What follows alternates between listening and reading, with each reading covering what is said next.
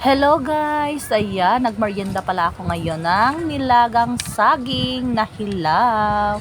Ayan, ito pala yung favorite merienda namin mga Bisaya guys sa Mindanao. Nilagang saging na hilaw. Ayan, kulay verde pa yan guys. Ayan, hilaw pa yan. Napakasarap niyan, ilaga. Tapos meron kaming bagoong dito na may sili at kalamansi. Ayan, bagoong na isda guys. Yan, partner talaga yung saging na hilaw, bagoong na isda. O kaya kamote guys. Masarap din yan sila i-partner. Yung kamuting kahoy. Yan ang favorite namin na meriendang mga Bisaya.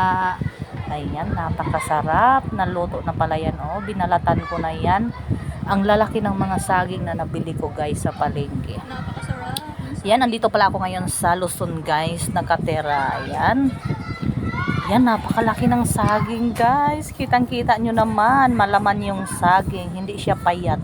Kasi bihira kasi, minsan kasi merong guys, saging na nabili ko, payat yung loob. Tapos makapal lang yung balat. Iyang nabili ko, manipis yung balat, makapal yung laman ng saging. Ayan, napakasarap. Tapos yung bagoong guys, ang bango. Lalo't lagyan mo ng maraming kalamansi, tapos sili.